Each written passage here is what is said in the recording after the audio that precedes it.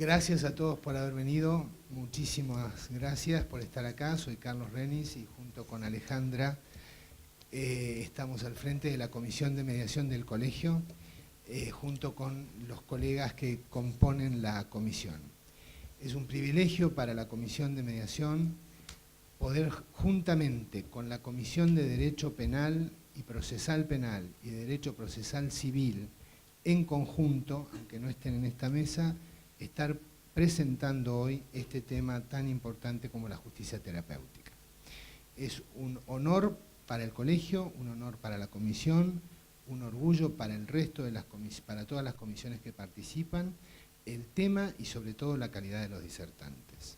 Lo bueno si breve, dos veces bueno. Muchísimas gracias por estar acá. Pero, ¿qué es justicia terapéutica? Justicia terapéutica, para Wexler y Winnicke, 1996, que fueron los iniciadores de esta perspectiva en Estados Unidos, estos autores, investigadores, analizando en ese momento lo que era la ley de salud mental, comenzaron con esta corriente que hoy podemos decir que es un nuevo paradigma, una nueva mirada fundamentalmente para la justicia y para la ley, y en consecuencia para los operadores de la ley. Winnicke y Wexler nos dicen que justicia terapéutica es el estudio de la ley como agente terapéutico. ¿Qué queremos decir con esto? Es observar, analizar, estudiar cuáles son los efectos que produce la ley cuando se aplica, fundamentalmente en el espectro emocional y en el bienestar psicológico de los destinatarios de la ley. Es decir, ¿qué nos interesa a nosotros desde esta nueva perspectiva? Ver cuáles son los verdaderos logros o efectos que produce la aplicación de una ley en función de la finalidad para lo que fue creada esa ley. Es decir, es analizar los efectos de los paisajes legales, la ley, los procedimientos y la práctica, las técnicas para su aplicación, es decir, el rol que cumplen los operadores judiciales y legales. Y cuando decimos judiciales y legales, no solo nos referimos al rol de los jueces, de los abogados, sino también de todos aquellos profesionales que intervienen en las decisiones judiciales. ¿Por qué? Porque la justicia terapéutica quiere ver al derecho de una manera mucho más enriquecedora. ¿Y por qué mucho más enriquecedora? Porque nos interesa no solamente ver la resolución del conflicto traído o ventilado en el proceso, sino que nos interesa profundizar en las causas que configuran, que producen dicha situación o dicho problema. Y para ello, ¿qué consideramos? Consideramos que es fundamental incorporar, tener en cuenta los avances, los conocimientos de las ciencias del comportamiento. ¿Por qué? Porque consideramos, desde la mirada de justicia terapéutica, que la ley produce comportamientos y consecuencias. Entonces, desde esta idea, desde este paradigma de considerar y no perder de vista que la ley produce comportamientos y consecuencias, ver de qué manera podemos lograr entonces que las consecuencias que produce la ley sean lo más terapéuticas posibles, no solo para el destinatario, sino también para toda la comunidad. Y la justicia terapéutica, que se puede y se palpa muy bien en todo lo que sea justicia penal o justicia de familia, no implica reducir este nuevo paradigma a la justicia penal, a la justicia de ejecución o a la justicia de familia. La justicia terapéutica se aplica a todos los procedimientos judiciales e inclusive a aquellos procedimientos oficiosos, es decir, que no necesariamente sean la judicialización del problema. Pero brevemente quiero decir que no podemos confundir justicia terapéutica con otros enfoques que, por supuesto, en buena hora se han ido incorporando a través del tiempo y hoy aportan mecanismos que son facilitadores para el conflicto judicial, como puede ser la justicia restaurativa, con todo el aporte que brinda. Pero recordemos que la justicia terapéutica no busca la desjudicialización del proceso. En todo caso, lo que busca es tratar de facilitar y favorecer al proceso tal cual esté previsto, porque no necesariamente es que implica modificar un procedimiento, una ley, sino, como decíamos, atender a las técnicas y a las prácticas que hacen a la aplicación de la ley. Justicia terapéutica tampoco es justicia procedimental. Claro está que incorporamos y consideramos a la justicia procedimental, que como ustedes sabrán, tiene en cuenta la equidad en el proceso, tiene en cuenta la voz, la escucha, el trato. Por supuesto que consideramos también todos esos principios. Pero digo esto porque a veces suele traer confusiones. Son diferentes enfoques, que no quiere decir que un enfoque se excluya del otro. Quiere decir que todos los enfoques, en realidad, buscamos integrar los diferentes conocimientos. ¿Para qué? Para que realmente la intervención judicial sea mucho más beneficioso al destinatario. Como les decía, la justicia terapéutica se aplica en los procesos de familia, en la justicia penal, en el derecho administrativo, en la justicia civil, como de cada uno de los expositores vamos a ir viendo cómo en concreto juega su aplicación. ¿Por qué? Porque consideramos, y está claro, que el campo jurídico es un campo conflictivo y es un campo complejo. Y como tal, debemos incorporar conocimientos de otras ciencias de la misma manera que también debemos buscar avanzar en la vacancia de la investigación en el campo jurídico, como hoy podemos decir que existe. Entonces, desde este enfoque, desde este nuevo paradigma, es que hemos fundado, estamos casi todos los miembros de la Asociación Argentina de Justicia Terapéutica, en consonancia con lo que es la Asociación Iberoamericana de Justicia Terapéutica, que responde a una red internacional que en los últimos años ha avanzado en estos principios y en todas las aplicaciones que con el resto de los expositores vamos a seguir y vamos a poder observarlo mejor, porque a veces por ahí uno desde lo teórico habla o puede decir determinadas ideas, pero la mejor manera de que ustedes puedan entender de qué se trata este nuevo paradigma es en los casos concretos y cómo se aplica en la práctica cotidiana. Ya más adelante vamos a hablar con más detenimiento en el tema que a mí me corresponde, y ahora le voy a dar la palabra al vicepresidente de nuestra asociación. Tenemos en este momento al doctor Juan Bautista Maíquez, que nos va a brindar sus palabras.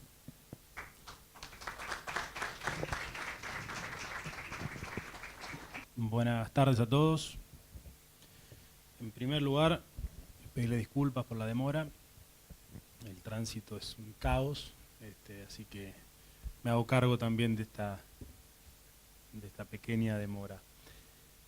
Es un honor para mí estar presente, participando de esta jornada de presentación de la Asociación Argentina de Justicia Terapéutica, en este caso en mi carácter de vicepresidente.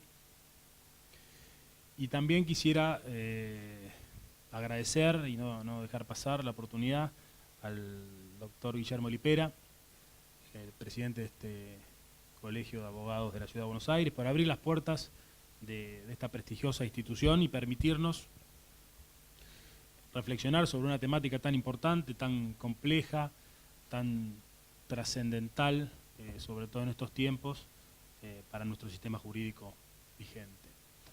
así como agradezco al doctor Lipera, agradezco a todos los integrantes del Colegio de Abogados de acá de la ciudad que nos abren las puertas. Quiero agradecer también a todos los que participaron en esta organización, a Sol Purita, bueno, Jimena es directamente dos piernas de esta asociación, no una, dos.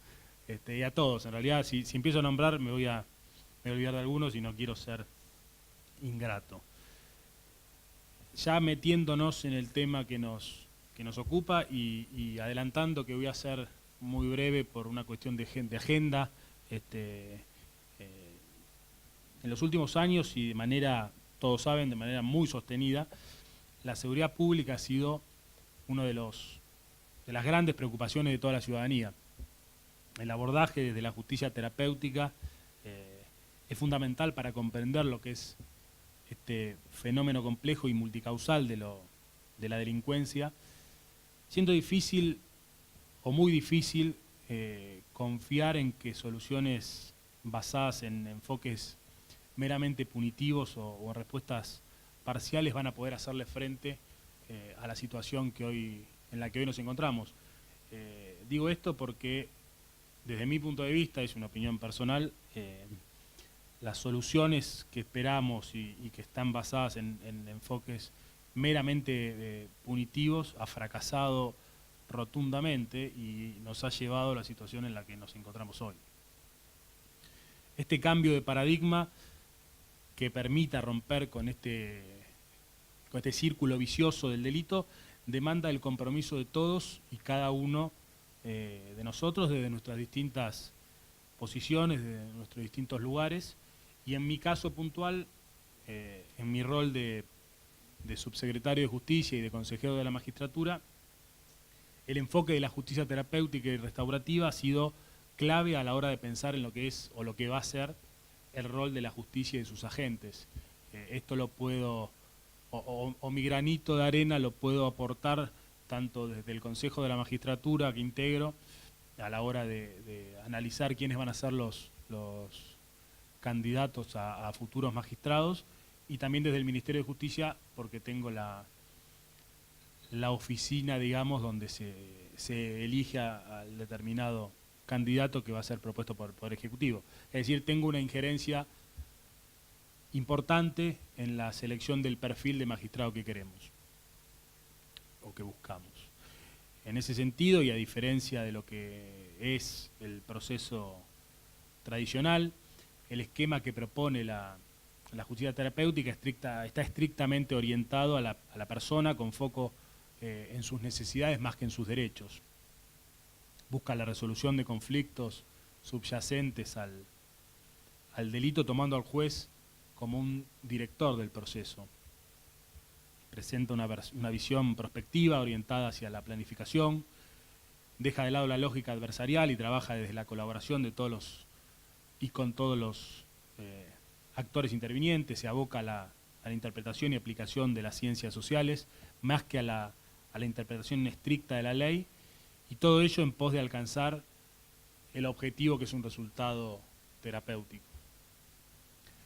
Reducir la reiterancia delictiva y favorecer lo que es la reinserción de quienes han cometido delitos es uno de los componentes centrales de una política penitenciaria integral y fruto de un proceso de participación y concertación entre los distintos y diversos actores públicos y privados.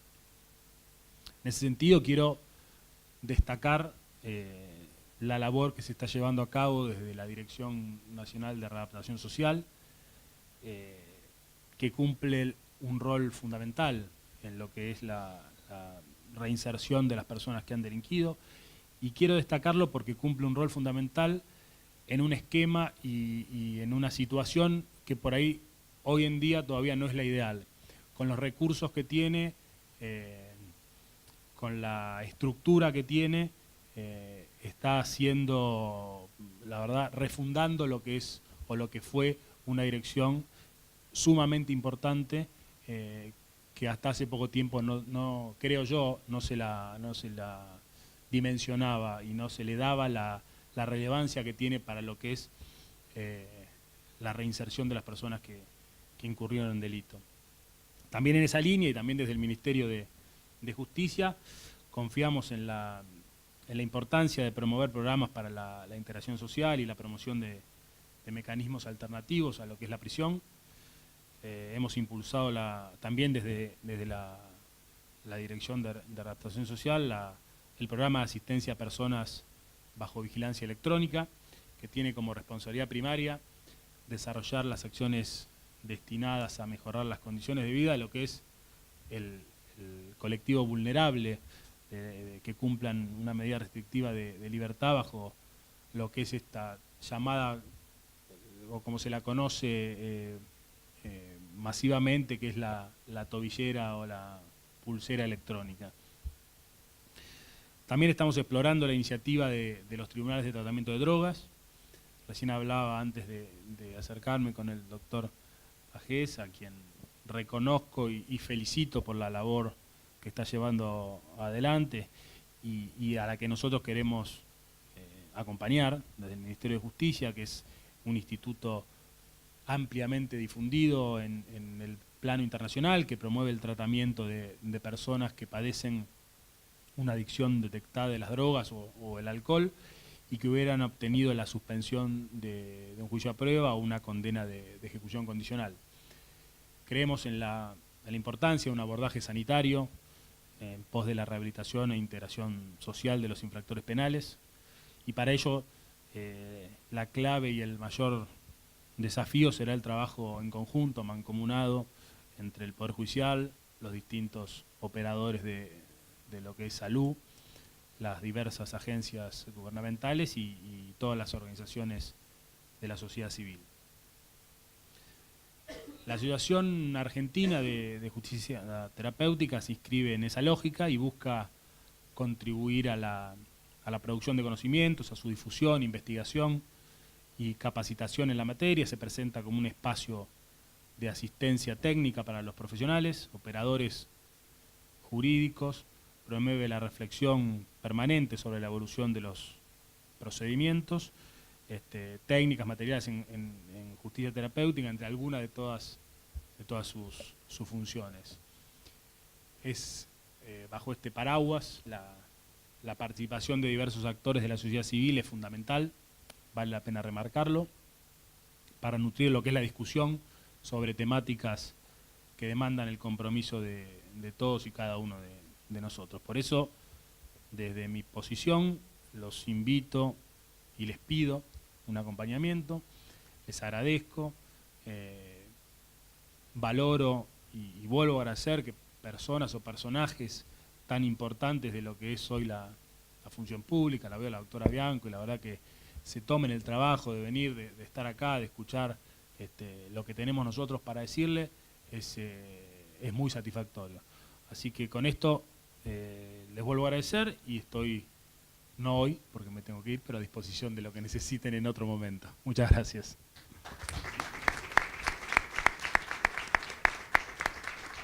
Agradezco a todos por haber venido y especialmente a los panelistas que nos van a ilustrar sobre este tema tan importante y tan novedoso que es el de la justicia terapéutica.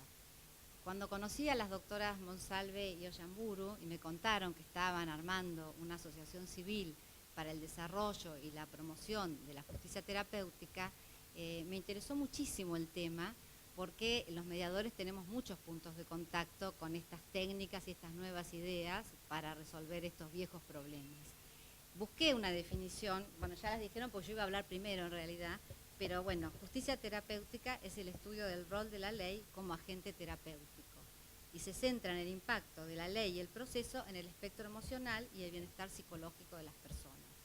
Bueno, nosotros los mediadores hace más de 20 años que estamos haciendo esta tarea, centrándonos en el bienestar psicológico y tomando algunas herramientas de otras disciplinas, como son la psicología, las ciencias de la comunicación, la neurolingüística, y aprendimos la utilización de técnicas como la empatía, la escucha activa, la técnica de las preguntas, cómo hacer para que las personas puedan ver los problemas desde otra perspectiva, que aprendan a colocarse en los zapatos del otro, desestabilizar las historias que vienen muy rígidas para lograr cambios.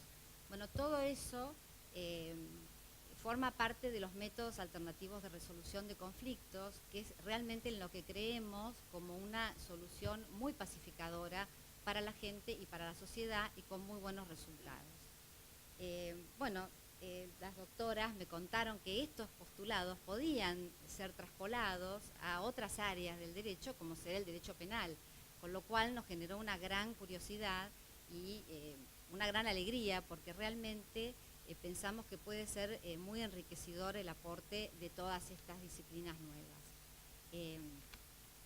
Yo traje para leerles algo que me parece que sintetiza, porque quiero ser breve, que es un párrafo del libro del maestro Calamandrei, que dice lo siguiente en relación a la labor de los jueces.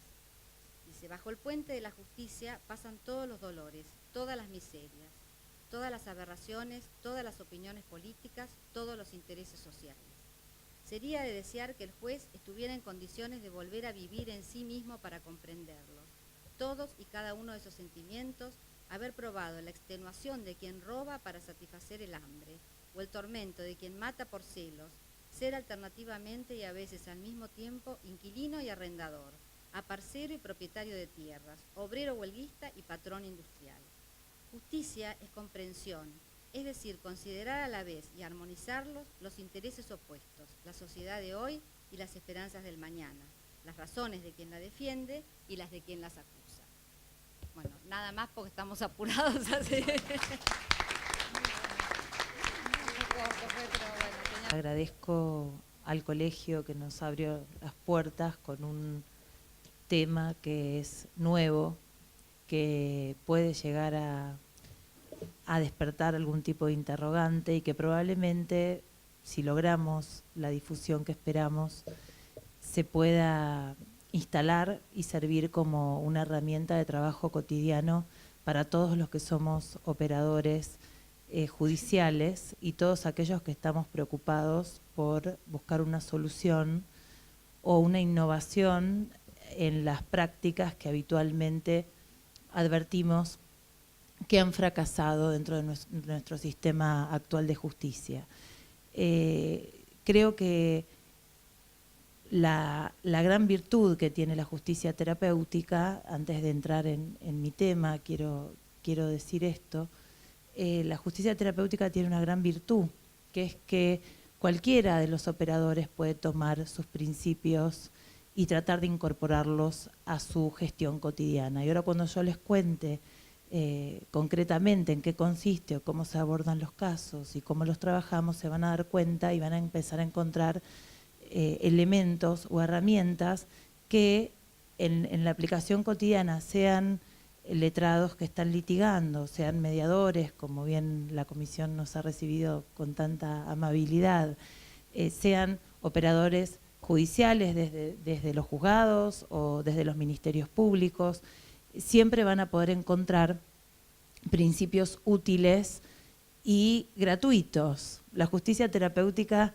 nos ofrece gratuidad, la podemos incorporar sin necesidad de grandes planes ni grandes inversiones. Lo que tenemos que hacer es tratar de capacitarnos y de aprender a utilizarla, nada más. Y eso también es muy interesante, en un país en donde tenemos que cuidar el gasto y los costos, ¿no es cierto? Bueno, yo soy jueza de ejecución penal. Para aquellos letrados que estén presentes y que no se dedican a la justicia penal, les cuento brevemente que nosotros recibimos en nuestro juzgado distintos tipos de casos en los cuales, por un lado, las personas o los justiciables que llegan con sus causas son personas que han sido condenadas con una pena privativa de la libertad, con lo cual están detenidas. También recibimos condenados con una condena de cumplimiento en suspenso. Estas condenas en suspenso comprenden también algunas reglas de conducta que tiene que llevar adelante la persona que ha sido condenada en los términos del artículo 27 bis del Código Penal. ya vamos a volver sobre ese tema, porque sobre estos casos es sobre lo que la justicia terapéutica nos permite trabajar también muy bien. También recibimos probados, el Instituto de la Probation, aun cuando no lo podamos encauzar en el concepto de pena pura, porque no es una persona que ha sido condenada por un hecho, sino que todavía goza del principio de inocencia, pero accede a realizar horas de trabajo comunitario o algún otro tipo de propuesta para, de alguna manera, responder a esta conducta delictiva que llevó a cabo. También llevamos adelante el control de los probados. Y otro grupo al que nosotros también le prestamos muchísima atención, que son los liberados, aquellas personas que han transitado la privación de la libertad, todavía su pena no se ha extinguido, no se ha vencido, porque están transitando algunos de los institutos de libertad anticipada, pero ese periodo, hasta tanto la pena venza, también nos compete a nosotros para realizar este acompañamiento, ¿no es cierto? Esto es lo que hace hoy un juzgado de ejecución penal acá en la Justicia Nacional en la Capital Federal. Cuando yo llegué al foro de ejecución, me pregunté, si bien conocía muchísimos de los problemas que la ejecución de la pena trata o trabaja, lo cierto es que me pregunté cuáles eran los detectores que yo podía encontrar de falla frente a lo que socialmente todos advertimos como un fracaso. Realmente nadie tiene una percepción de que la pena privativa de la libertad esté dando unos resultados maravillosos. Tampoco tenemos la percepción de que el Instituto de la Suspensión de Juicio a Prueba esté dando un resultado favorable. De hecho, por ejemplo, muchas de las personas creen directamente que como hay dificultad en el control, como hay muchísima cantidad de casos, no se puede verdaderamente llevar adelante ese control que sería necesario, no tiene ningún sentido. Entonces, son todos institutos que están en crisis, por lo menos esa era mi visión. Cuando formulé el diagnóstico, arribé a algunas conclusiones que les voy a resumir. La primera es que en los casos que nosotros teníamos en ejecución se advertía un error en la apreciación judicial frente a la capacidad del sujeto para afrontar la responsabilidad que le impone una pena. ¿Qué quiero decir con esto? Si, por ejemplo, yo recibía a una persona que era manifiestamente analfabeta y un tribunal le había impuesto como regla de conducta llevar adelante un tratamiento que en su criterio iba a ser el siguiente: cursar online una oferta que hacía la UTN, un curso muy interesante que no era gratuito, era pago, para contrarrestar o neutralizar la violencia en la vía pública. Cuando yo cité a la persona, porque la persona no había cumplido, no hizo más que entrar al ámbito donde íbamos a llevar adelante la audiencia y advertimos que era una persona que carecía de las herramientas como para poder llevar adelante esa medida. O sea, lo primero que yo le pregunté: señor, ¿usted sabe utilizar una computadora? El señor me dijo: no, yo a duras penas no sé escribir, me dijo. Estos son todo lo que yo voy a mencionar acá son casos reales, no es nada forzado ni inventado. Otra de las cuestiones que advertí es la despersonalización en la relación entre el operador judicial y el justiciable. Muchas veces, por la delegación de funciones, el juez no es la persona que se ocupa en forma directa de atender el caso. Y hay un tercero que puede haber sido instruido, que puede entender perfectamente de qué se trata, pero no es la persona del juez. Y me encontré con frases tales como, cuando yo me dirigí a ellos, el primero sorpresa, como el juez, yo con el juez nunca hablé en un ámbito informal, el juez nunca me sonrió. En general eso no sucede, pero además cuando se empezaban a expresar, exacto, se empezaban a expresar, aparecían frases como yo nunca hablé porque mi defensor me recomendó que no hablara, que no abriera la boca.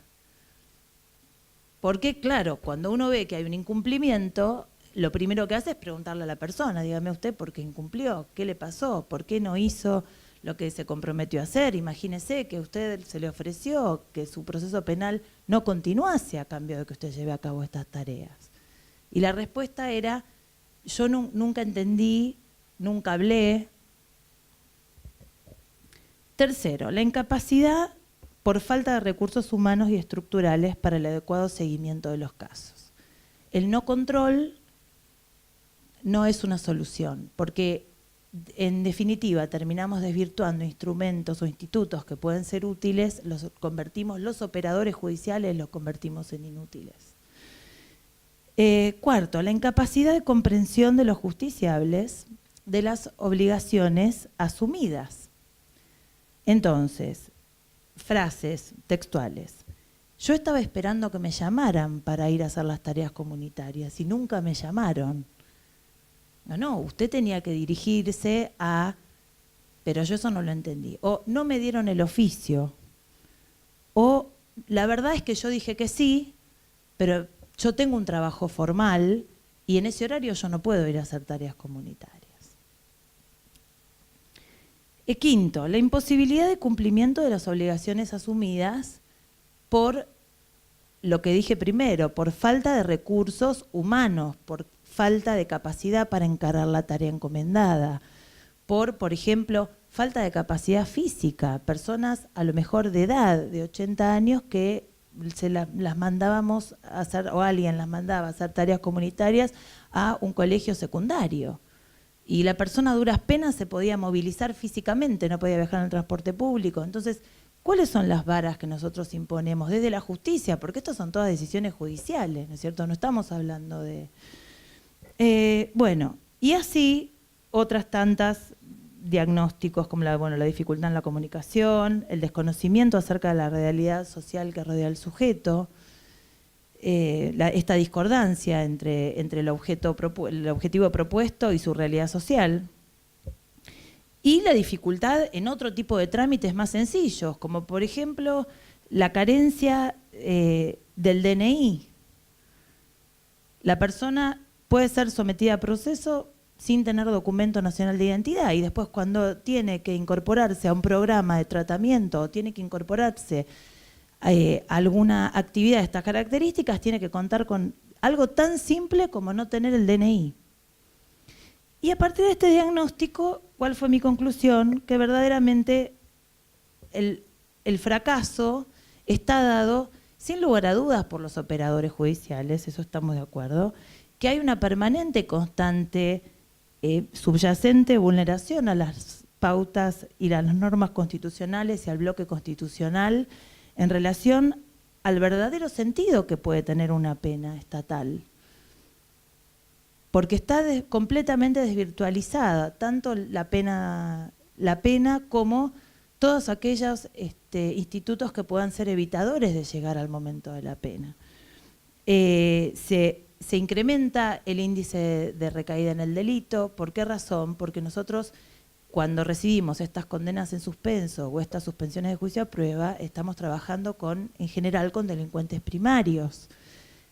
Y este es el momento de cortar la cadena delictiva. Este es el momento de atender las razones por las cuales una persona llega a cometer algún injusto penal. Y siempre los injustos penales comienzan por los hechos de características más leves. Entonces, si nosotros pudiéramos tomar y detectar cuáles son los fundamentos por los cuales la persona llega a cometer este tipo de conductas, verdaderamente ahí podríamos trabajar con la prevención, que es lo que a nosotros más nos tiene que importar, porque la función de la ejecución de la pena tiene un fin preventivo también, preventivo para la recaída, para la reiterancia. Bueno, en conclusión, apareció la justicia terapéutica. ¿Para qué apareció la justicia terapéutica? Yo buscaba, la verdad, una manera diferente de abordar los casos y con una herramienta que verdaderamente me siento muy contenta de poder decir con la que cuento, que es la posibilidad de trabajar interdisciplinariamente. Los juzgados de ejecución, después de 20 años, logramos que se conformara, estaba creado por ley hace 20 años, logramos que se conformara el equipo interdisciplinario, que es un equipo que está integrado por 2 psicólogos, 2 psiquiatras, 1 y cuarto en este momento, no tenemos 2 todavía, 4 trabajadores sociales y 2 médicos. Y a partir de esta posibilidad de explorar cómo trabajar con la interdisciplinariedad, de vuelta aparecía la justicia terapéutica. ¿En qué situaciones nos favorece poder trabajar con las técnicas de la justicia terapéutica? Nosotros tenemos que buscar, ante todo, un bienestar emocional, tanto de la persona que violó la norma, como de la víctima. La justicia terapéutica también es comprensiva de la situación de la víctima y nos da herramientas para trabajar también con la víctima. La justicia terapéutica trabaja sobre la comunicación, sobre la palabra, y la palabra también como una herramienta que tiene que estar acorde al background intelectual que tiene la persona que nosotros tenemos enfrente. El juez, a partir de este cambio de rol que tiene que tener, tiene que poder utilizar un lenguaje que sea apto para que la persona comprenda qué es lo que está sucediendo, tanto durante el proceso como en todos los actos que tiene que llevar a cabo en otros ámbitos. No solamente en el ámbito del juzgado, sino en las otras áreas donde se tiene que desarrollar, que probablemente tenga que interactuar sí o sí. ¿Qué posibilidades me da la justicia terapéutica para modificar el proceso que en general nosotros estamos acostumbrados a que sea adversarial? Todas las posibilidades, porque el que decide o el que puede decidir cuándo un proceso tiene que detenerse un segundo desde lo adversarial para tratar de empezar a ser un poco más componedor es el juez. Y dentro de las mismas normas que tenemos vigentes, perfectamente podemos llevar adelante una audiencia. Y una audiencia, cuando llego a la palabra audiencia, todos se imaginan en una audiencia adversarial, que esté el fiscal, que esté el defensor, que esté el juez, que el fiscal diga lo que pide, que el defensor diga lo que le parece y que el juez decida y se tome su tiempo para decidir. Bueno, no necesariamente a veces el mensaje tiene que tener esta dinámica, porque es muy probable que tanto el representante del Ministerio Público Fiscal como la defensa, en algún punto, y en esta etapa que es en donde todo lo que trabajamos nosotros se centra en la persona, en el justiciable, ya no discutimos la materialidad de los hechos, no discutimos la prueba, no estamos en ese momento. Nosotros estamos tratando de construir o de reconstruir con lo que podemos a una persona que ha tenido un conflicto con la ley. Esa es la realidad. Y tenemos que tratar de que se salga de ese papel. Vamos a ver 2 minutos, ya le cierro, cómo no. Entonces, en esta lógica, lo que nosotros hacemos es buscar otras alternativas que no impliquen específicamente la función adversarial. Por otro lado, la justicia terapéutica trabaja con la criminología evolutiva, ya no con la famosa ideología de la resocialización, la readaptación. Esas palabras ya quedaron atrás. ¿Por qué quedaron atrás? Porque la criminología evolutiva lo que persigue es el cambio de hábito. Y es hacia lo que nosotros tenemos que conducirnos. Y para cerrar un poco mi exposición, porque ya el doctor Marcelo me retó, 2 cosas quería decirles. Primero contarles brevemente un caso, muy cortito. Yo recibí una causa en la cual, cuando leo las actuaciones que recibo, advierto que en una historia de violencia doméstica intrafamiliar bastante severa, una persona había sido condenada a una condena en suspenso y habitaba en un barrio de emergencia, en la misma casa que la agredida, pero con un Durlock. Los chicos del equipo interdisciplinario que están acá se ríen porque se van a acordar del caso. Había puesto un Durlock y vivía de un lado, y cuando salía a la calle, al barrio, y por supuesto se generaban nuevas situaciones de violencia. Y ese señor, una jueza decidió que eso estaba bien, le dio la condena en suspenso, nunca se ve que le llamó la atención, o sea, no sabemos, pero llegó en estas condiciones. Cuando yo leo eso, inmediatamente convoco una audiencia. Y en esa audiencia lo que determino es que la persona tenía que abandonar inmediatamente ese domicilio. Y ese señor, que venía con un estado de ansiedad, tenía rasgos de controlador, el equipo interdisciplinario intervino en esta audiencia, me hizo muchos señalamientos fundamentales para darme cuenta de ciertos rasgos conductuales que llevaba adelante la persona. Lamentablemente, no se quería ir, yo tuve que disponer que tenía que abandonar el domicilio con el auxilio de la fuerza policial. Lo tuve que hacer sacarlo de esa vivienda, porque la situación, había menores de edad, la situación era verdaderamente desesperante.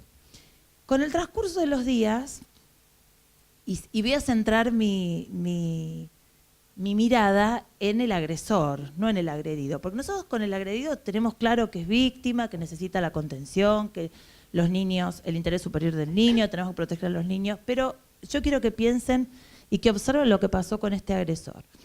El señor, nosotros le hablé yo muy bien, le expliqué que esto no era sano para él, que él estaba obsesionado con los movimientos que hacía la que era su exmujer, que esto le generaba una situación de angustia, de ansiedad, que verdaderamente él se iba a ir sintiendo mejor con el transcurso de los días, cuando viera que no tenía que vivir esa situación cotidiana de control permanente sobre qué estaba haciendo la otra persona. Y al principio estaba muy enojado, vino la audiencia muy mal, no quería hablar. Cuando empezaron a transcurrir los días, venía cada semana, cada 15 días, y yo cada vez lo empecé a ver mejor. ¿Mejor desde qué punto de vista? Primero, mejor de semblante, más contento con la situación que no aceptaba de inicio, que era no vivir más ahí. Me explicó con todo su lenguaje y sus palabras y su riqueza emocional por qué razón él no quería abandonar ese domicilio, lo que significaba haber conseguido esa casa en ese lugar, en ese barrio, por qué sentía que había inseguridad respecto de las pertenencias de él que podían quedar en ese espacio que era del otro lado del Durlock. Entonces yo puse una consigna para que él se quedara tranquilo, que en esa puerta no iba nadie a entrar, nadie le iba a robar sus cosas, que él tenía que tranquilizarse, que calmarse. Por supuesto que había también una adicción de por medio, ¿no?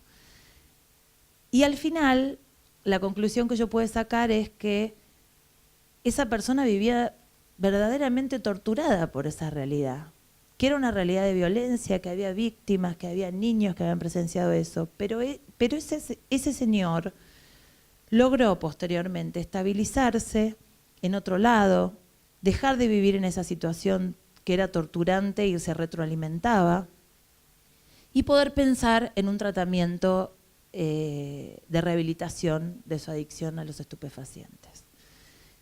Este resultado es lo que permite la justicia terapéutica. Que el juez salga de su rol normal o cotidiano, que tenga mucho más acercamiento con los problemas, porque en definitiva los jueces, ¿para qué estamos? Para resolver conflictos sociales. No nos olvidemos que somos llamados a eso, no a otra cosa. Realmente esa es la verdad. Y también, lo otro que les quería decir, y ya con esto sí termino, es que en relación específica a experiencias extranjeras, la justicia terapéutica tiene muchas manifestaciones en otros países, se ha extendido y se llama de distintas maneras y se puede visualizar, no la justicia terapéutica, sino los programas, digo yo, que aplican las técnicas de justicia terapéutica. Y específicamente en relación al tema del tratamiento de las adicciones, permite que en estas etapas procesales se pueda también trabajar o articular con el apego a los tratamientos preventivos y tratamientos de curación de las adicciones, con este tipo de acompañamiento. En Estados Unidos, en 16 estados de Estados Unidos hay 3.000 tribunales de tratamiento de drogas que trabajan con las técnicas de la justicia terapéutica, por ejemplo. En Chile hay un programa que ya se inició en el año 2004, había mucho consumo de alcohol y de drogas, el 60% de la población penitenciaria era drogadependiente o alcohol dependiente, y había 70% de reincidencia, y el crecimiento de la población carcelaria se había ido a las nubes, un 200%. Y se aplicó el programa, actualmente hay 29 tribunales de tratamiento de drogas a lo largo de todo el país, y la reincidencia en aquellos casos o en las personas que han pasado por este tipo de tribunales se redujo al 9% del 70% que tenían ellos. Nosotros acá en Argentina tenemos aproximadamente entre el 30 y el 35%. Y después la última experiencia es la mexicana. En México se incluyó a la justicia terapéutica como un capítulo específico de la Ley de Ejecución Penal. Es una ley nueva del año 2016. Así como también tiene un capítulo de justicia restaurativa, hay un capítulo dedicado a la justicia terapéutica durante la ejecución de la pena. Y en el caso de México tenían muy alta cantidad de delitos con pena de prisión. El 95% de los delitos que se perseguían allí tenían pena de cumplimiento efectivo. Entonces esto realmente era alarmante y sobre todo no hay sistema carcelario que soporte algo de estas características. Y surgieron los tribunales de tratamiento para los casos de algo similar a nuestro sistema, para los casos de condenas condicionales y para los casos de suspensión de juicio a prueba. Y desarrollaron un programa de tratamiento de 18 meses como umbral, y la verdad es que actualmente el programa se lleva adelante en 9 estados diferentes y está en crecimiento, en expansión. Entonces, bueno, la idea de mi mensaje es pensar o que le siembre esta curiosidad de investigar acerca de qué se trata, de qué cosas podemos modificar simplemente en lo cotidiano, y que evidentemente hay pruebas empíricas y científicas que nos dicen que cambiando algunas cosas y aplicando ciertas técnicas podemos tener una justicia más eficiente. Y sobre todo pensar que cada vez que nosotros logramos que una sola persona desista de continuar cometiendo delito, tenemos una víctima menos. Entonces no seamos tan obcecados creyendo que con la pena de prisión vamos a resolver todos los problemas de la bolsa de gatos que le digo yo, que es la inseguridad. No, no es así. Hay que visualizar de otra manera y buscar otras herramientas, y bueno, la justicia terapéutica es una de ellas.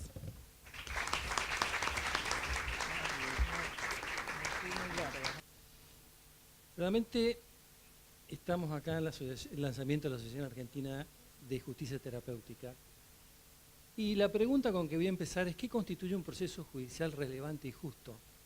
Si, complementando todo lo que nos ha dicho Jimena, nos ponemos a pensar cómo nos ve la sociedad a nosotros, abogados y jueces. En general podríamos decir que muy mal.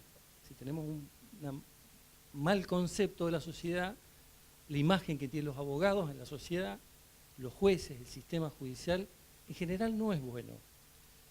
Si tuviéramos la oportunidad de demostrarle a la sociedad que nosotros trabajamos, en algunos casos, para sanar personas, no tengo la menor duda que la sociedad valoraría mucho más nuestra función y nuestro trabajo. Podrían decir, esto es obvio, que nos piden ser tratados con respeto y dignidad, tener la sensación de voz y oportunidad de contar su relato, ser tratados como personas más que como números de un expediente, ser tratados con justicia y coherencia, ser capaces de entender y representar un rol activo en el procesamiento. Pero esto, obvio, a veces no se cumple. Muchas veces en el proceso judicial la persona se ve agredida, considera que se le está causando más daño que el problema que nos trae a nuestra solución. Traje un pequeño video, a ver si lo podemos ver. Perdón.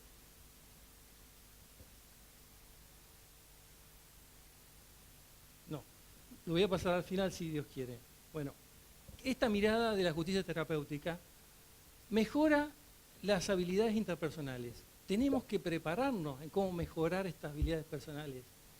Veo una psicóloga que nos acompaña y con ella hemos participado de una jornada de escuelas de capacitación judicial, porque es evidente que nosotros no fuimos formados en nuestra profesión de abogados con las técnicas que sí se están formando los mediadores, los conciliadores, y en esto sí tenemos cosas en común. La necesidad de trabajar, como decía Jimena, en forma interdisciplinaria. Cómo los jueces adquirimos técnicas para la comunicación, para cómo llevar adelante una audiencia que no cause mayor daño cuando está involucrado un menor, una persona víctima de violencia, un agresor, una persona enferma de violencia, un adicto. Entonces, este desafío nos lleva a mirar a la justicia de otra manera. Hay problemas sociales, problemas y flagelos sociales como la violencia y la adicción, es que si no miramos la justicia de otra manera, no le vamos a dar una respuesta que la sociedad quiere. El proceso adversarial, donde hay un actor, un demandado, y alguien que actúa como juez, quien dice quién gana y quién pierde, en este tipo de problemas sociales ha fracasado. Hace más de 30 años que en Estados Unidos se dieron cuenta que este sistema mirado así fracasa. Y de ahí la creación de estos programas de tribunales de drogas. Yo por mi cercanía trabajo con los jueces de Chile, ellos hace más de 10 años que tienen tribunales de tratamiento de drogas. En el interior del país ya hay juzgados de violencia familiar con competencia exclusiva en esa temática por lo grave que es. Es decir, tenemos la obligación de mirar la justicia en forma más amplia y ver cómo ayudamos a la sociedad a superar estos problemas. Crear contactos de comportamiento y planes para prevenir recaídas. ¿Cómo hacemos esto? Trabajo interdisciplinario. Nosotros como director de un proceso, pero con el ayuda de otras ciencias para hacer cambiar la conducta humana. Desarrollar enfoques en conjunto, no contencioso, no este sistema adversarial tradicional. Un proceso donde no debe haber un ganador y un perdedor. Procesos donde todos tienen que ganar. Procesos de familia, que vamos a decir que ganó quién, el padre, la madre, tienen que ganar todos. Si se puede, una pareja que decide no vivir mayores, no quieren vivir más en común, pero que eso no quiebre una familia, más cuando hay vulnerables, niños que han tenido en conjunto. Sentenciar también de manera terapéutica, esta es una nueva mirada y voy a traer unos ejemplos. La empatía, hicieron referencia las colegas de mediación. Sí, es algo que tenemos que adquirir los jueces. Nosotros no fuimos formados con esta forma de mirar racionalmente, esta capacidad mental de ponernos en el lugar del otro. En las jornadas de Escuela de Capacitación Judicial habló una capacitadora de Canadá. En Canadá los jueces se reúnen y en vez de dialogar o discutir reformas judiciales, van a dialogar sobre buenas prácticas, es decir, cómo ellos mejoran las prácticas de llevar adelante una audiencia judicial. Y supónganse un tema de violencia. Entonces, en vez de un juez hablar del ciclo de violencia o la violencia generacional o intergeneracional, el juez puede preguntar a la parte si tiene hijos. Primera pregunta, a ver, ¿tienen hijos? Con regularidad, dice este juez, les digo a los imputados que sus hijos copiarán su comportamiento y que estoy seguro que no quieren que esto ocurra. Es decir, no castiga a la persona diciendo, sos un violento. No, tu conducta es violenta. ¿Quieres que tus hijos sigan tu conducta? Y sigue así. Ves el miedo en sus ojos a que sus hijos crezcan para golpear a sus esposas y que sus hijas sean golpeadas por futuros maridos. En una conversación personal, y personalizo cada vez que puedo, dice el juez, sé que tiene un hijo de 6 años. Me pregunto si se ha dado cuenta de lo que ocurrirá aquí. El cambio de cómo lleva adelante esa audiencia es abismal. Sentir los participantes que son considerados como personas, poner esa empatía con un equilibrio, ¿no? Porque tenemos que sobrevivir nosotros como seres humanos, que somos los jueces, a ese compromiso de ponernos en el lugar del otro, pero que no nos afecte de tal manera que cause en nosotros también un dolor tan grande o una angustia que no nos permita actuar correctamente. También manejar la manipulación, es decir, la empatía y tener el cuidado de no caer en una persona que nos pueda estar manipulando. Entonces, ese trabajo interdisciplinario es fundamental. Siguiendo con la empatía, que diga un juez en una audiencia donde las partes está la situación violenta, veo que esta situación es molesta y frustrante, puede llevar a calmar esa situación. La comunicación, las palabras que usa. Si nosotros no trabajamos en esto, no va a cambiar la percepción de la justicia. Dice, reconociendo sus propias respuestas emocionales a los casos y eventos que el tribunal, por ejemplo, lo que decía Jimena, hoy acá decía el juez, estoy confundido por lo que ha ocurrido aquí, para calmar la situación. O me pone bastante triste ver cómo han resultado las cosas. Yo soy juez civil, no penal, pero a veces me ha tocado en una audiencia tener una persona que viene en silla de ruedas porque va a tener que estar en la audiencia con la persona que lo atropelló, o en muletas. ¿Cómo dominar esa situación y los impactos emocionales de las personas involucradas? ¿Cómo manejar esa audiencia? Evidentemente estoy agradecido de esta mirada de la justicia terapéutica que nos da herramientas para ser más humanos, para ponernos en el lugar de uno y de otro, de la víctima y del victimario, de la víctima que sufrió el accidente y de quien, a lo mejor sin ninguna intención, por un siniestro vial, le perjudicó para toda la vida a esa persona que ahora va a tener que estar en esta audiencia.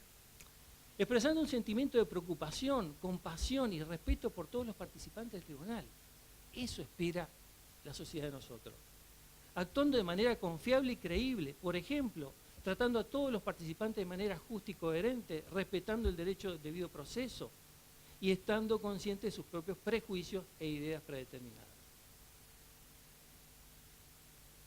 Esto lo podemos llevar a la práctica de todos los tribunales, porque son prácticas transferibles, como les decía, buenas prácticas. Es una orientación proactiva del juez. Acá, muchas veces, estando el doctor Palacio, cuando hablamos en el derecho procesal, vemos una grieta, utilizando la terminología política. El garantismo, el activismo, bueno, acá es tratar de hacer un puente. Decir, bueno, hay problemas sociales donde no podemos dividirnos entre garantistas y activistas. Acá tenemos que ganar todos. Trabajar en conjunto, abogados y jueces. El juez sí tiene que tener una interacción directa, estar presente en las audiencias, para que esto pueda ser efectivo. Y yendo un poco más rápido, llevando la justicia terapéutica a toda la sala, la supervisión judicial del curso, el juez presente, la integración con los servicios sociales, lo ha dicho Jimena, el enfoque no contencioso. Hay procesos donde el sistema adversarial fracasa y son estos problemas sociales donde más se justifica una mirada distinta del servicio de justicia. El tema son los problemas, las barreras. Esto sí, esto es un desafío, no es fácil. Hay limitación de recursos. Hay que conformar un equipo como el que ha dicho Jimena, psicólogos, médicos, psiquiatras. Convencer al poder político que eso es una inversión y no un gasto. Convencer a los superiores tribunales de justicia que sea una política judicial esta mirada del servicio de justicia. Presiones institucionales. Sí, coincido con Jimena. ¿Qué pide la sociedad? Respuestas, resoluciones. ¿Qué nos piden en nuestros tribunales? ¿Cuántas sentencias dictó este juez? ¿Nos pidieron alguna vez decir cuánta gente salvaste? ¿Cuánta gente recuperaste como útil a la sociedad? Ese es el cambio que nosotros queremos transmitir, de que es una mirada más útil del servicio de justicia, es decir, mostrar cuánta gente no vuelve a reincidir en la violencia, cuánta gente no vuelve a las adicciones y no vuelve al delito gracias a nuestro trabajo en conjunto, abogados y jueces. Hay muy pocos fondos que se traducen en la libertad provisional poco efectiva, más allá de lo deseado. Una filosofía judicial tradicional. El rol del juez dicta sentencias. Bueno, este rol es distinto. Acá, mis colegas de Chile nos dicen, son los jueces que sanan, jueces que recuperan a los seres humanos enfermos, adictos, violentos, alcohólicos, etc. Hay otros problemas, no son los únicos. Falta de experiencia judicial y capacitación. Tenemos que tener actividades como la que hoy tienen ustedes, de formación, de transmisión de conocimientos, de compartir experiencias para hacer mejor nuestro trabajo. Poca disposición a veces de los abogados, porque ven con recelo este cambio de rol del juez. Yo soy el abogado que quiero ganar mi juicio, y lo entiendo, es bueno ganar. No le puedo decir a un abogado, usted va a perder. Lo que yo trato de transmitir, aquí ganamos todos, su cliente, usted y la justicia. Restricciones legales y constitucionales, ¿este es el rol del juez?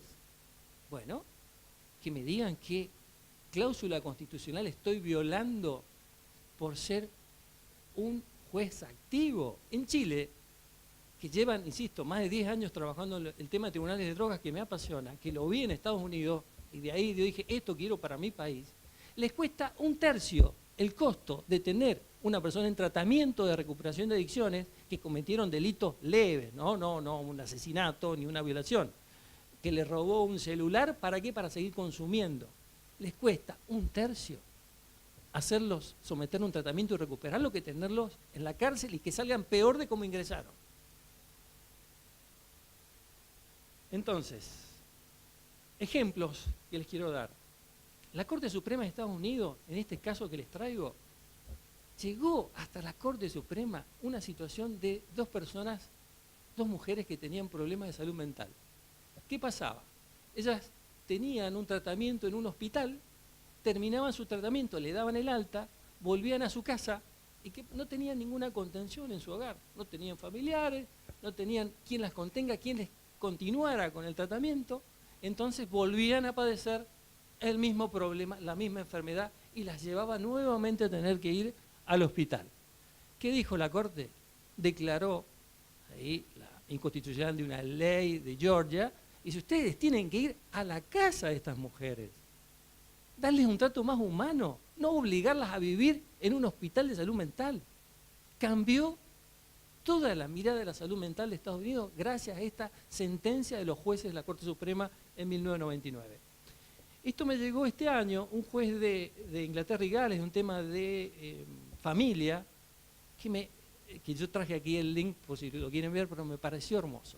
Este juez que tenía que decidir sobre con quién se quedaba ese chico, cuando sus padres se habían separado, y en vez de dictar una sentencia tradicional, dictó una carta y se la dirigió a este chico. No les voy a transcribir todo, he traído solamente algunos párrafos.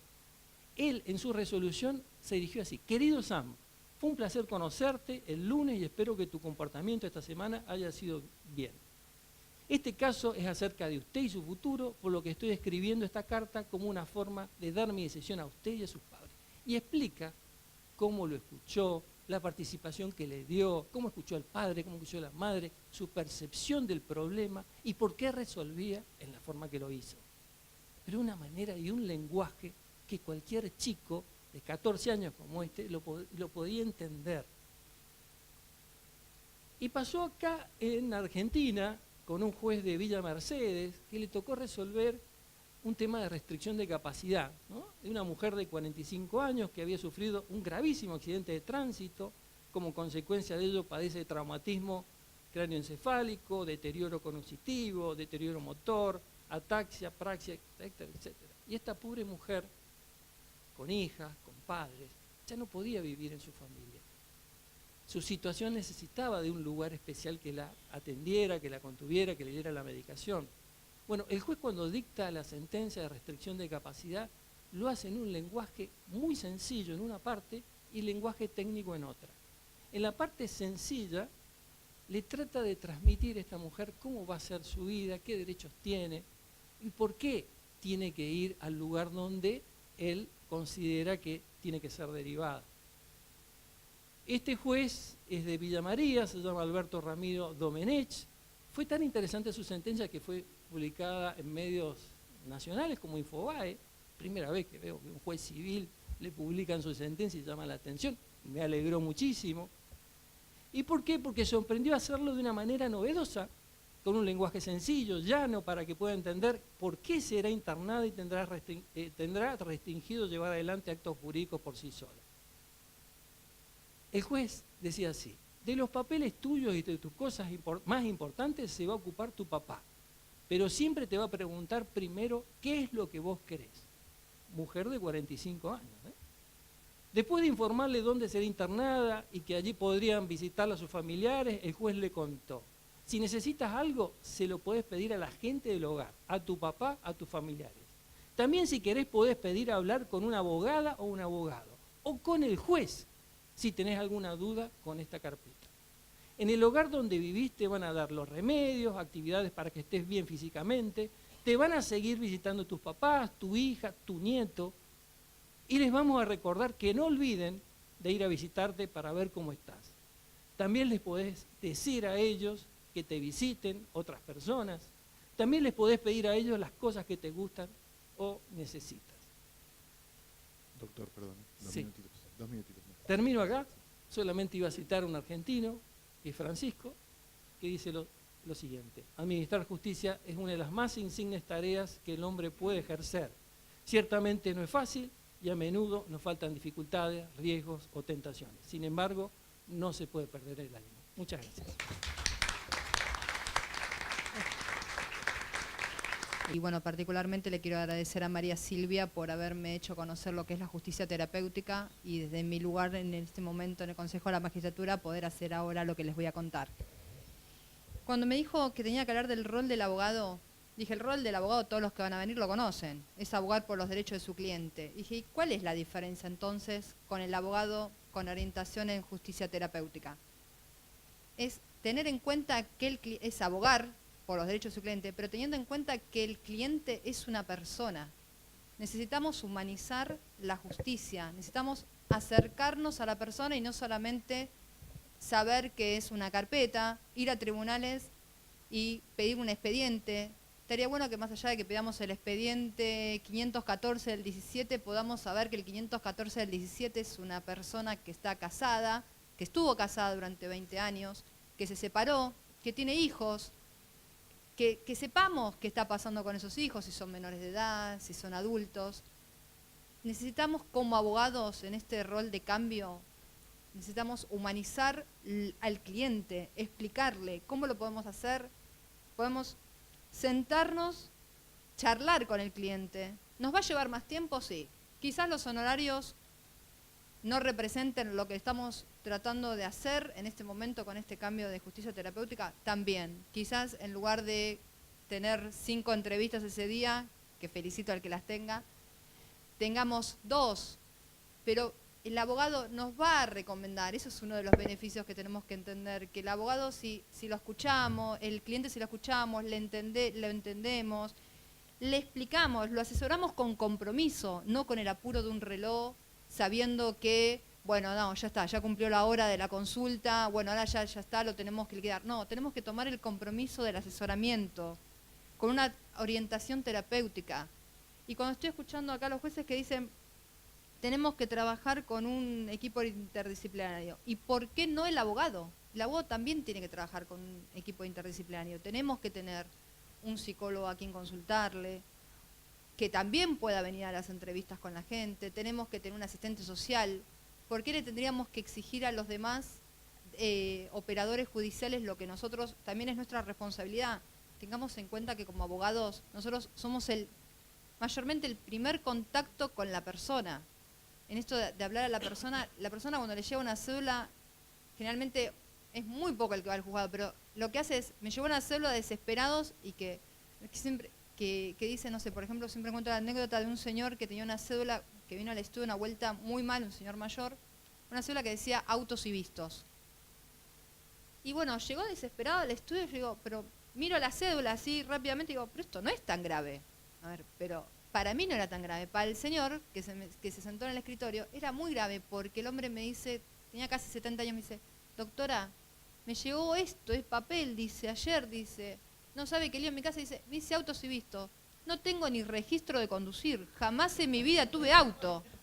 Y yo dije, pero, yo digo, ¿cómo puede ser que lleguemos a esto, que no le expliquemos a la gente? A ver, ¿cómo pretendemos que la gente cumpla una sentencia? Que entienda cuando se está haciendo un acuerdo, que entienda lo que está pasando a veces en una mediación si no le acercamos un lenguaje claro. A ver, es muy lindo ser abogado y hablar en términos, a ver, in situ, sí, a ver, usar palabras técnicas que a veces ni siquiera nosotros sabemos bien el significado, pero pareciera que somos mejores abogados que el otro que no las usa. Y hoy por hoy, estamos en el 2017, necesitamos acercarle la justicia a la gente. Necesitamos explicarle que autos y vistos es una práctica que se utiliza y nada más. Es como, a ver, el abogado de justicia terapéutica tiene que tener una de las principales herramientas que hoy por hoy es casi imprescindible, la mediación, la resolución de conflictos a través de la conciliación. Es muy importante eso.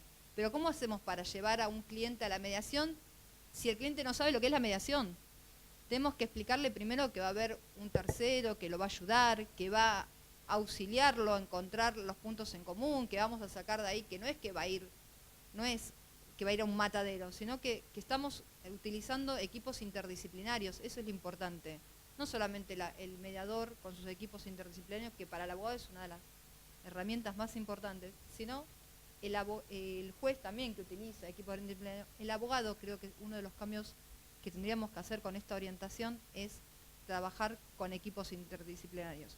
Que no es fácil, tampoco es gratis, ¿sí? Pero tendríamos que hacer ese cambio. Y cuando hablo de mediación, ¿por qué digo? Porque el abogado, con esto de este rol, de esta mirada superadora de la justicia, es cambiar un poco la justicia tradicional, sino darle otra mirada, darle una mirada más, esto de humanitaria, de pensar que, a ver, el juez, como estaba contando el colega, cuando se sienta a dictar una sentencia, se sienta a dictar una sentencia pensando en la persona, en el niño que vino a la audiencia. Y el abogado también tiene que hacer eso, tiene que entender qué es lo que es importante para la gente y hacerles comprender qué es lo que le está pasando, por qué están citados. A ver, comprender que llegamos a un mediador con un divorcio, pero que llegamos a un mediador con divorcio no porque es obligación ir a un mediador, sino porque es una de las maneras, unas prácticas más rápidas, más mediáticas, para que cuando hay niños sean menos afectados. No tenemos que intentar evitar los litigios largos, donde a los niños a veces los citan a tribunales. Imagínense si para nosotros ir a tribunales es engorroso, para una persona grande cuando es citada, imagínense para un niño cuando es citado a tribunales, que encima ni entiende porque está con el conflicto en la casa que los padres se le separaron, que no sabe por qué se separaron, más que escuchar que alguna que otra pelea, y con suerte escuchó una pelea, porque quizás escuchó muchas. Tienen los conflictos de todo lo que está pasando en la casa, de los hermanos. Entonces, citarlo a tribunales también es algo que nosotros tenemos que proteger desde los equipos interdisciplinarios. Y cuando digo esto, ¿qué digo? ¿Qué quiero decir? Que lo que tenemos que ayudarlos es, con lo que es la mediación, a que entiendan también hacerlo menos, que los sistemas judiciales sean los más amigables, que no sean esos procesos largos donde no podamos entendernos. Y bueno, y con esto de que María Silvia viene hace muchos años explicando que tenemos que acercarnos, que tenemos que humanizar. Ahora en el Consejo de la Magistratura, como consejera, dije, bueno, ¿en qué puedo aportar? ¿Qué puedo aportar desde mi pequeño lugar ahí como consejera? ¿Qué podemos hacer? Y bueno, y a través de la Comisión de Fortalecimiento se creó un programa, que es un programa de equidad territorial, que lo que es fundamentalmente es uno de los ejes principales es el lenguaje claro, de esto de que hablábamos de transmitir el lenguaje claro, de llevar, de explicarles a la gente a través de un glosario. Esto del lenguaje claro se va a hacer un glosario, que eso se está trabajando conjuntamente con el Ministerio de Justicia de Nación, con la subsecretaría del doctor Mauricio Devoto. Estamos trabajando en un glosario de más de 200 palabras, se está haciendo con un equipo interdisciplinario, hay una especialista en lingüística que está viniendo a estas reuniones, y se están armando palabras, es como si fuera un diccionario con muchas palabras, pero para que la gente pueda entender. Y cuando armamos este glosario dijimos, bueno, está bien, vamos a armar un glosario que lo estamos trabajando, nos estamos reuniendo todas las semanas en el Consejo para acercar la justicia a la gente, para fortalecer todo lo que es la justicia, fortalecer el acercamiento, que el juez deje de ser una persona intocable, que la gente sepa que cuando va a una audiencia y va a estar el juez es alguien que no se lo van a comer, que el juez le va a aplicar, que también estamos en un proceso de cambio. Nosotros en Ciudad estamos con un juzgado piloto que está colaborando voluntariamente con este programa que hace un mes se aprobó por el plenario, así que es todo muy nuevo. Está el juzgado 10 del doctor Casas, que cuando escuchó el proyecto, que vio que se aprobó, dijo, bueno, quiero ver cómo funciona en los juzgados de Ciudad, entonces estamos con este proyecto piloto. Pero estamos con este glosario que contaba, que son estas palabras, dijimos, bueno, ¿y esto cómo se lo hacemos llegar a la gente? Pues va a estar muy lindo, los jueces están capacitados, los agentes judiciales también están capacitados.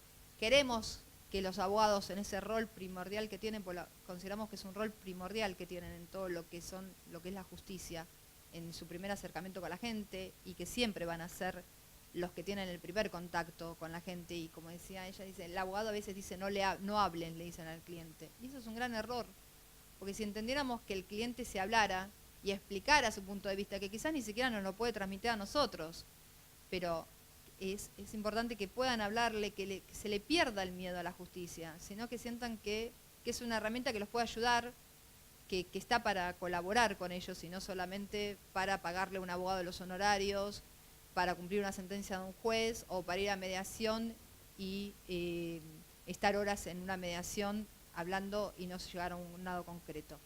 Con esto del glosario, la idea es que cuando lo terminemos a fin de año, armar una app para que la gente pueda utilizarlo desde sus celulares, desde su computadora, y también en esto de la justicia amigable, el lenguaje claro, de terminar con este lenguaje oscuro, técnico, dijimos, bueno, si creamos una app, tiene que ser una app también que sea de acceso fácil, que decíamos, que lo pueda manejar hasta el niño de 2 años que nace con el chip, hasta la persona de 70 años cuando quiera buscar una palabra. Entonces va a ser una app simple, sencillo, donde con una palabra clave van a poder saber dónde recurrir, los lugares donde recurrir, los horarios donde ir también. Se está armando todo como para que la gente se vaya amigando con la justicia y la justicia con la gente. ¿Sí? Porque creemos que es todo un rol doble. Y en esto está jugando un papel muy importante lo que es la justicia terapéutica, porque le estamos dando una visión más global, más abarcadora. Estamos queriendo con esto acercarnos a la gente, estar humanizando la justicia.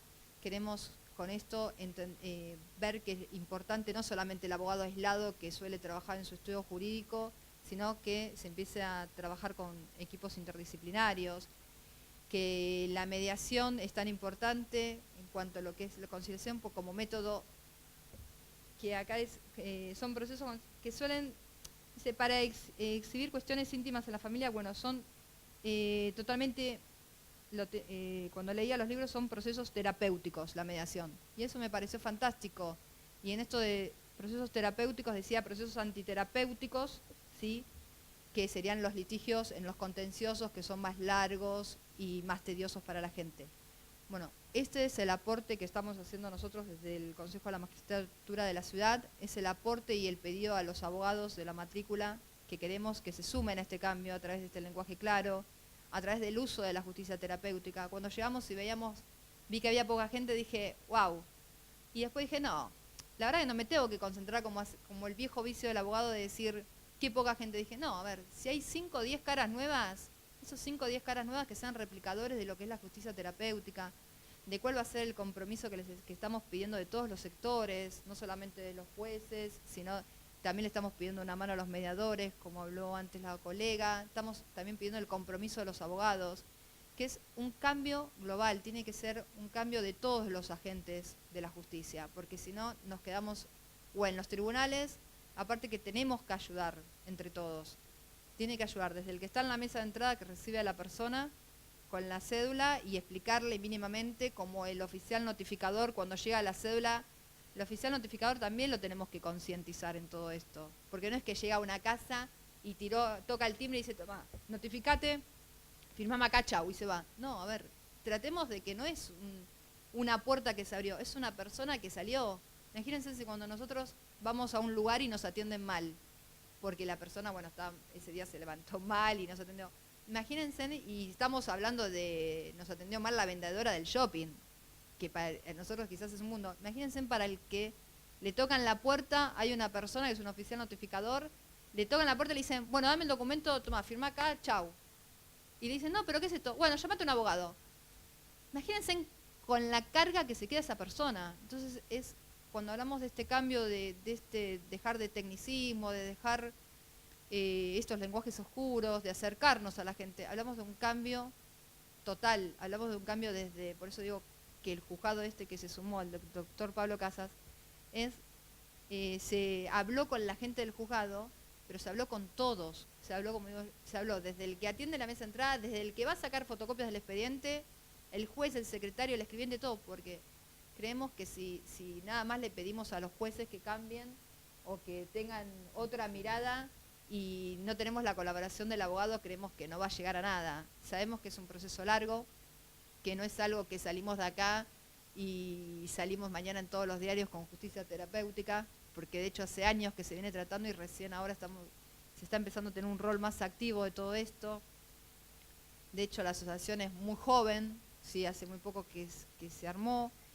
Entonces creemos que es un cambio que lo necesitamos de todos y principalmente de los abogados por ser el primer contacto que tienen con la gente y en realidad va a ser el contacto que van a tener siempre, porque van a las mediaciones y van con los abogados, salen del mediador y por lo general salen con el abogado, porque no se van charlando con los mediadores, se van charlando con los abogados.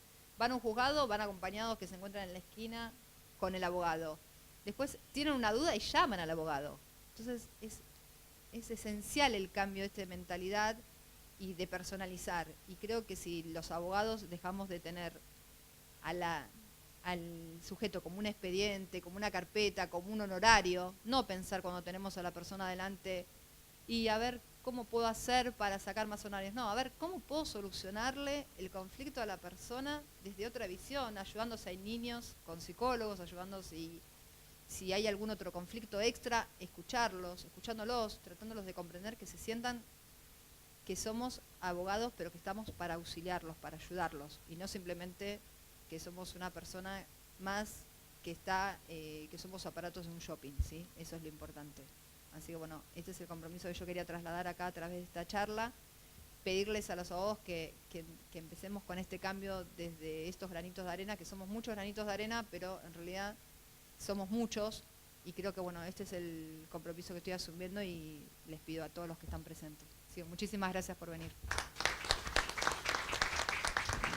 Las exposiciones que han realizado mis antecesores, y tanto bueno Jimena como Roberto, desde la función del juez tan claramente, y como nos han señalado con la jurisprudencia, y la escuchaba a Silvia Bianco, cómo claramente graficó desde el rol del abogado y cómo planteó esta simetría, ¿no? Y planteando la simetría que ella planteó cliente, abogado, bueno, me recordé a Bourdieu, este sociólogo y pensador contemporáneo fantástico, que cuando él refiere a los campos, al campo jurídico específicamente, dice, bueno, es uno de los campos tan sensibles y que marcan, porque desde el campo jurídico se dice la verdad. Es decir, no es solo la simbología, es decir, una sentencia por supuesto, los jueces no son dioses, pero la sentencia dice la verdad. El abogado, cuando asesora a su cliente, ya le está anticipando la supuesta verdad, entre comillas, ¿no? Me refiero. Y entonces Bourdieu compara en este campo jurídico, bueno, que está claro que es un espacio social con una diversidad de actores, donde está claro, y Bourdieu a la noción de campo le agrega la noción de hábitat y la noción de capital. ¿Y qué dice? En este campo jurídico, ¿cuál es el capital? Y el capital son las herramientas, las técnicas con las que se mueven los sujetos, estos diversos actores. Y claro, como decía Silvia, el lenguaje, nada menos que el lenguaje, como un capital decisivo entre estos sujetos que interactúan en este campo. Claro que decisivo, como planteaba la doctora. ¿Hasta dónde el destinatario, hasta dónde el justiciable comprendió ese lenguaje? Está claro que la noción de capital que introduce Bourdieu, en el lenguaje, en las técnicas, en las herramientas, bueno, se traduce también en lo que él llama el hábitus. ¿Qué es el hábitus? Él dice, la estructura estructurante. ¿Qué es la estructura estructurante? Es saber las reglas de juego. ¿Y quién sabe las reglas de juego en el proceso judicial? A ver, los jueces, los abogados y los destinatarios. ¿Qué sabe el imputado de las reglas de juego? Si no entiende de lo que le hablan, no sabe de procedimiento. ¿Qué sabe esa mamá que está peleando la responsabilidad parental de su hijo? ¿Qué sabe de reglas del juego? Si no sabe en qué se modificó el Código Civil, no sabe cuál es la ley más favorable, no sabe de qué manera puede protegerse mejor de su ex, por ejemplo. Entonces, por eso me pareció tan ejemplificativo Bourdieu. Bueno, ¿quién maneja el capital? Estas técnicas, estos instrumentos, el lenguaje. Y los que tienen poder, porque en este espacio social no deja de ser una lucha de poder, un espacio controversial, está claro. Entonces, desde la justicia terapéutica, ¿qué es lo que pretendemos? Bueno, socialicemos estas herramientas, estas técnicas, como decía Silvia, socialicemos, hablemos el mismo lenguaje, repartamos, compartamos este poder, que no quede ajustado al juez en la decisión, al abogado, patrocinante, que sean quienes realmente están sujetos a las reglas del juego, porque en definitiva, y volviendo a la idea de Bourdieu, de que en este espacio se dice la verdad, entre comillas, claro que una sentencia dice la verdad, si no la dirá acaso al imputado cuando se lo condena. Es a veces la triste verdad, la sentencia. Entonces, ese es el objetivo, ver cómo compartimos este espacio, cómo jugamos en este espacio, pero a ver, socialicemos las reglas del juego, porque si no, bueno, si todos jugamos, pero algunos pocos conocemos la regla de juego, seguro que ganan pocos y pierden muchos. Un poco para resumir este nuevo paradigma, y bueno, quería brevemente comentarles, porque al inicio hoy les decía, en este campo jurídico tenemos tan poca evidencia científica, ¿no? Cosa que no lo vemos así en otras disciplinas. Podemos ver desde la investigación, desde la psicología, la psiquiatría, la medicina, pero a los jueces, a los abogados, bueno, de hecho, está claro, investigación, son pocos los abogados que hacen investigación y ejercicio libre de la profesión, pocos jueces los que hacen investigación. ¿Y qué es importante? Es importante que nos manejemos con evidencia. ¿Por qué? Porque, bueno, la receta está bueno probarla. Y está mucho más bueno cuando podemos demostrar, ¿sí?, que esos instrumentos o que esas herramientas son válidas. Y yo tengo para comentarles brevemente una experiencia que llevamos a cabo en el juzgado de menores en Florencio Varela. Como acá estamos en la ciudad de Buenos Aires, pero cualquier persona de la provincia de Buenos Aires sabe que el distrito de Florencio Varela, que en este caso coincidía con la jurisdicción del juzgado, de la misma manera que es el distrito que mayor cantidad de población menor de edad tiene en la provincia. Y a su vez, en ese momento, el juzgado con mayor índice de litigiosidad de la provincia de Buenos Aires. ¿Y por qué les hago esta introducción? Porque implementamos un programa del cual obtuvimos alto impacto positivo. Y un programa con adolescentes infractores a la ley penal. ¿Y cuál fue el objetivo? El objetivo es posibilitar, aplicar medidas alternativas a la privación de la libertad. Fundamentalmente en base a que sea tanto para menores de edad como para adultos, la justicia penal, ¿qué es lo que pretende?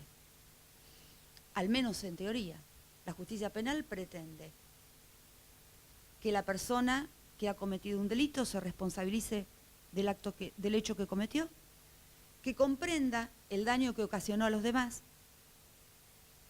y además que no se repita en el delito. Digo, al menos en teoría. ¿Por qué? Porque está comprobado que el sistema actual no ha dado los mejores resultados y que la privación de la libertad no ha sido una buena receta.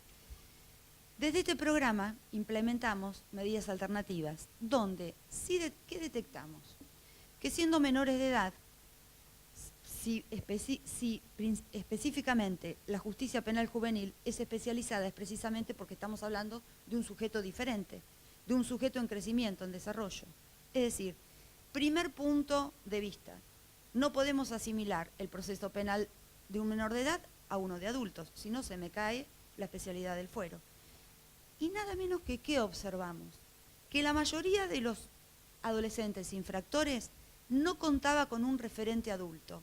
Es decir, piensen, ¿cómo íbamos a pretender que ese chico asuma la responsabilidad por el hecho cometido, comprenda el daño ocasionado, si precisamente siendo persona en desarrollo, ni siquiera contaba para su formación con un adulto responsable?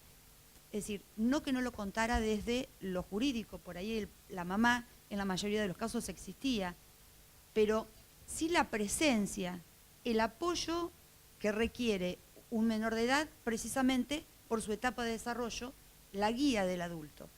Entonces, fundamentalmente, este programa se basó en 3 ejes. El primer eje, detectar cuándo ese adolescente infractor contaba con un referente familiar o no para acompañarlo en este proceso para alcanzar los objetivos de la finalidad de la justicia juvenil. Y en el caso que no contara con ese referente, logramos confeccionar y tener a disposición, y a través de la difusión y del trabajo comunitario que realizamos, un grupo de operadores, que le llamamos operadores comunitarios, que oficiaban de tutores del chico.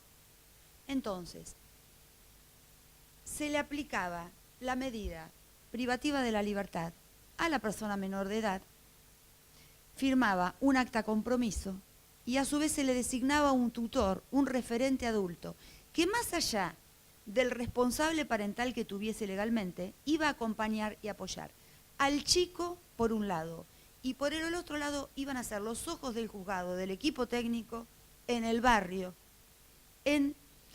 haciendo un seguimiento con la familia de ese chico.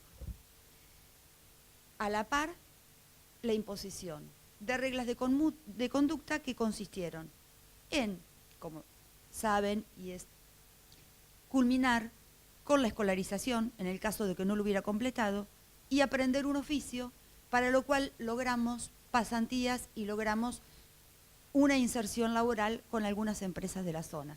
Acá la veo a Marielita, que integra también la Asociación de de Justicia Terapéutica. Marielita fue, hoy es fiscal de Quilmes. Durante todo el desarrollo de este programa, que contó con un monitoreo internacional, Marielita era la secretaria penal del juzgado. Y la vemos a Cecilia también. Con esto, ¿qué quiero decir? Mostramos con este programa evidencia científica de que aplicar técnicas e instrumentos que aporta la justicia terapéutica, y junto con la justicia terapéutica, la justicia restaurativa, la mediación, la conciliación, claro que sí, da mejores resultados, más óptimos que el sistema o el modelo tradicional. De hecho, en el desarrollo de 6 años de ejecución y seguimiento del programa, de un 67% del índice de reincidencia al cual caían los menores infractores que habían estado bajo una privación de la libertad, nosotros con la implementación de este programa llegamos solo a tener un 11% de repitencia en el delito, para que ustedes vean cuando hablo de resultados óptimos obtenidos. Bueno, este ejemplo, como ejemplo de que la incorporación del trabajo interdisciplinario y la construcción de la decisión judicial desde un enfoque interdisciplina, está probado que da mejores resultados que el sistema tradicional. Y para finalizar, otro ejemplo de la importancia de la incorporación de las ciencias del comportamiento desde este enfoque de justicia terapéutica. Ustedes sabrán qué es el perdón. El perdón, como lo menciona Casuolo, desde la psicología jurídica, el perdón se puede estudiar desde 3 dimensiones, es decir, el perdón a uno mismo, el perdón a los demás, el perdón, digamos, atribuido a una fuerza superior, a un Dios, al destino. Desde la justicia restaurativa mucho se ha estudiado sobre el perdón. Y bueno, no es casual la incorporación de la participación de la víctima en el proceso y a partir de ahí todo lo que sea la actuación y participación de la víctima, porque precisamente en el entendimiento de que esta dimensión del perdón desde la psicología jurídica suma y mucho a lo que hace momentos decía en cuanto a los objetivos de la justicia penal, ¿no? Reconocer el hecho cometido, el daño ocasionado y no repetirse en el delito. ¿Qué destacamos desde el perdón? Que el perdón, y desde el perdón a uno mismo, se puede considerar como el deseo de abandonar el autorresentimiento ante el reconocimiento de que uno ha fomentado la compasión, que ha cometido un error objetivo y que desea modificar su conducta, fomentando la generosidad o el amor hacia sí mismo, primero hacia sí mismo, luego hacia los demás, según Henrich, 1996, y Casuolo después lo profundiza. ¿Qué hicimos a principios de este año? Hicimos un trabajo de investigación donde tomamos un universo de una unidad de 500 personas y de ese trabajo, ¿saben cuál fue el dato más rico? Y hablando de la importancia de incorporar los avances de las ciencias del comportamiento y de tener en cuenta la evidencia empírica y la evidencia científica para poder a partir de ahí construir las decisiones judiciales, que el 88% de las personas que se habían repetido en el delito no se habían perdonado de ellas mismas. ¿Qué decían? Que no habían cometido ningún delito, que lo empapelaron, fue la policía, me empapeló. No, no fui yo.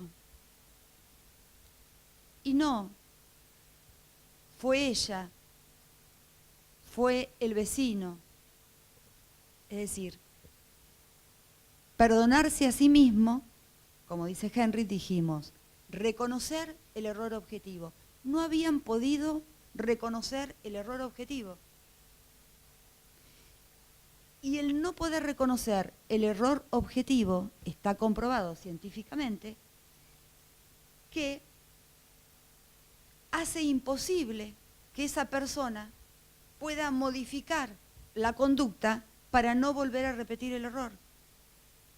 Entonces, con esto creo que queda claro y comprobado de la importancia de que los métodos tradicionales tanto no sirven y que si desde la mirada de justicia terapéutica no incorporamos el avance de las otras disciplinas para entender que, por ejemplo, si hablamos de sanción y de sanción penal, la sanción tradicional no ha dado los mejores resultados.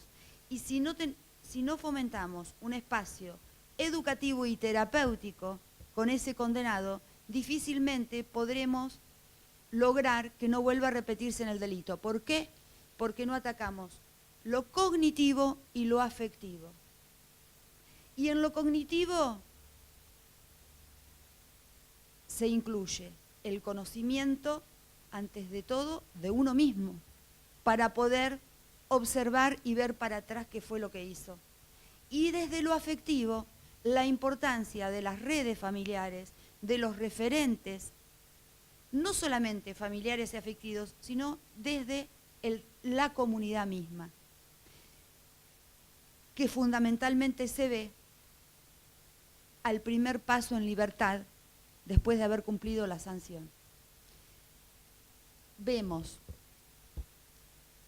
con esto que la justicia terapéutica en realidad es una construcción y una reconstrucción de muchas cosas que quizás hasta ya las estábamos haciendo. Porque seguramente que muchos de ustedes que están acá sentados dirán, pero yo estoy aplicando eso en lo diario. Bueno, por ahí no les sabían el nombre. Lo que están haciendo es aplicando justicia terapéutica. Sigan, los invitamos a que participen, a que se integren a la asociación. El objetivo de la Asociación Argentina en Justicia Terapéutica es investigar, producir evidencia empírica, observar, ver por qué, para preguntarnos y poder respondernos. ¿Qué queremos con el ámbito legal? ¿Qué queremos con el servicio de justicia? ¿Hacia dónde vamos? ¿Cuáles son los premios? ¿Cuáles son los castigos? ¿Cuál es la recompensa? Y no olviden, y me gusta repetirlo siempre, las palabras de la Madre Teresa de Calcuta. Como muchos de ustedes pensarán, ¿es lo que estoy haciendo? Ahora le encontré el nombre, se llama justicia terapéutica. Sigan y sean vasos comunicantes y reproductores. No olvidemos que la acción de cada uno, aunque nos parezca solo una gota en el océano, a partir de nuestra acción, ese mar ya no será el mismo mar. Los invito a que participen y que se sumen a nuestra asociación, porque creo que si están hoy acá es porque tienen la sensibilidad y las ganas de sumarse a este proyecto.